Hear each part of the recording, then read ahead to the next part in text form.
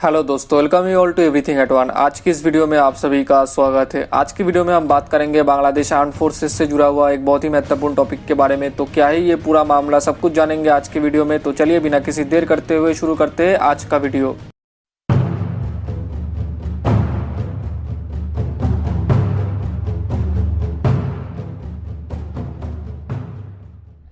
दोस्तों, आज की वीडियो में हम बात करने वाले हैं बांग्लादेश आर्म फोर्सेस के एयर डिफेंस प्रोक्योरमेंट स्ट्रेटेजी को लेकर। और इस चीज को लेकर हमारे चैनल के बहुत सारे व्यूअर्स ने मुझे ये सवाल बहुत बार पूछा है कि बांग्लादेश क्यों कोई भी long range air defence system नहीं खरीद रहा है, और बल्कि इतने सारे medium range air defence system जैसे कि LOI-80 और हिसारो जैसा एयर डिफेंस सिस्टम को खरीद रहा है, या फिर खरीदने के ऊपर सोच विचार कर रहा है, या फिर खरीदना चाह रहा है। लेकिन सीधा तौर पर सवाल यह था, क्यों बांग्लादेश एयरफोर्स या फिर बांग्लादेश आर्मी के लिए कोई भी long range air defence system को क्यों प्रोक्योर नहीं किया जा रहा है। तो इस सवाल के जवाब को लेकर हम आज के इस वीडियो में डिस्कस करने वाले हैं, और मैं इस चीज को अच्छी तरह से एक्सप्लेन करने की कोशिश करूंगा। लेकिन आप थोड़ा सा ध्यान से मेरे बात को सुनना। दोस्तों, अगर आप थोड़ा सा ध्यान से करेंटली पूरे दुनिया के डिफेंस इंडस्ट्री को देखते हो तो आपको पता चलेगा कि पूरी दुनिया में करेंटली सिर्फ दो देश ही formidable long range air defence system को प्रोक्योर करता है, जिसमें से एक है अमेरिका और दूसरा है रशिया। और इसमें से अमेरिका जो long range air defence system बनाता है उसका नाम है थार एयर डिफेंस सिस्टम, यानी कि terminal high altitude area air defence system. और दूसरा है रशिया का S-400 एयर डिफेंस सिस्टम, जो कि ऑलरेडी पूरी दुनिया में बहुत ही ज्यादा पॉपुलर है। और रशिया के साथ साथ ये और भी बहुत सारे देश खरीदने के ऊपर रशिया के साथ एग्रीमेंट कर चुका है, जिसमें से टर्की और इंडिया जैसे देश भी शामिल है। तो दोस्तों, long range air defence system को बांग्लादेश क्यों नहीं खरीद रहा, इसके पीछे एक तो रीजन है कि इनका कीमत यानी कि प्राइस, क्योंकि long range air defence system का प्राइस बहुत ही ज्यादा है। अगर एक unit long range air defence system की बात करें तो इसका कीमत ट्रेनिंग और लॉजिस्टिक सपोर्ट को लेकर इतना ज्यादा होता है कि इस पूरे कीमत में कोई भी महंगा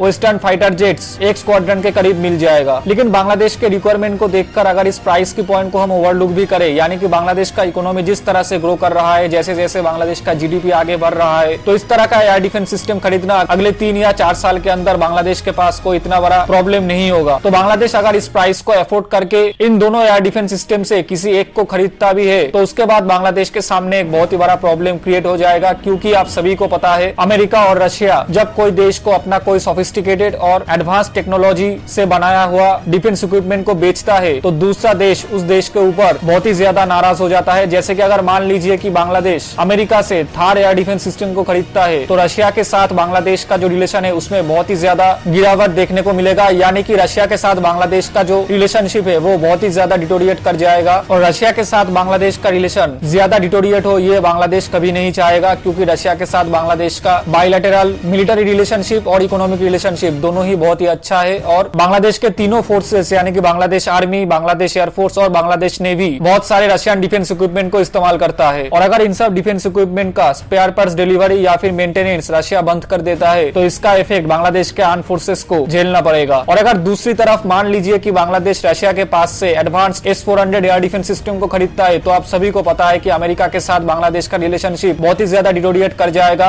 और अमेरिका किस हद तक जा सकता है किसी भी देश को S-400 एयर डिफेंस सिस्टम को प्रोक्योर करने से रोकने के लिए, वो टर्की को देखकर आप सभी को पता चल गया है। क्योंकि अमेरिका ये भी कहा था कि टर्की के ऊपर एक्सपोर्ट बैन भी लगाया जाएगा, हालांकि बाद में ऐसा नहीं किया गया। लेकिन बांग्लादेश के ऊपर अमेरिका अगर इस तरह का कोई बैन लगा देता है और बांग्लादेश को डॉलर इस्तेमाल करने से रोक देता है, तो बांग्लादेश का इकोनॉमी पूरी तरह से डिस्ट्रॉय हो जाएगा। क्योंकि बांग्लादेश की इकोनॉमी के ज्यादा GDP का कंट्रीब्यूशन एक्सपोर्ट से ही आता है, क्योंकि बांग्लादेश बहुत सारा एक्सपोर्ट करता है दूसरे देशों को, जैसे कि गारमेंट, फार्मास्यूटिकल, टेक्सटाइल और भी बहुत सारे प्रोडक्ट्स बांग्लादेश दूसरे देशों को एक्सपोर्ट करता है। और एक्सपोर्ट से ही बांग्लादेश का टोटल GDP का ज्यादा से ज्यादा कंट्रीब्यूशन होता है। और आप सभी को पता है, अभी भी पूरी दुनिया डॉलर के ऊपर ही डिपेंडेंट है एक्सपोर्ट और इंपोर्ट के मामले में। हालांकि कुछ क्रिटिकल डिफेंस इक्विपमेंट का डील अमेरिका की प्रेशर के वजह से डॉलर से नहीं किया गया, जैसे कि इंडिया और रशिया के S-400 एयर डिफेंस सिस्टम के डील को देखे तो इस डील को डॉलर के बदले यूरो में कंडक्ट किया गया था। लेकिन ये चीज सिर्फ कुछ लिमिटेड हद तक क्रिटिकल डिफेंस इक्विपमेंट के डील्स पर अप्लाई किया जा सकता है, बट डेली एक्सपोर्ट और इंपोर्ट में डॉलर के बदले कोई दूसरा करेंसी को इस्तेमाल करना अभी भी पॉसिबल नहीं है। तो इसी बात से आप समझ सकते हो कि अमेरिका के पूरा खिलाफ जाके Bangladesh S-400 air defence system को नहीं खरीद सकता है, चाहे बांग्लादेश के पास इसका कीमत अफोर्ड करना पॉसिबल हो या नहीं। डिप्लोमेटिक प्रेशर के वजह से इस तरह का कोई भी long range air defence system procure करना अभी बांग्लादेश के लिए पॉसिबल नहीं है। और इसीलिए बांग्लादेश आर्म फोर्सेस के पॉलिसी मेकर्स और बांग्लादेश बांग्लादेश की गवर्नमेंट की तरफ से बहुत सारे advanced medium range air defence system को खरीदा जा रहा है, जैसे कि LOI-80,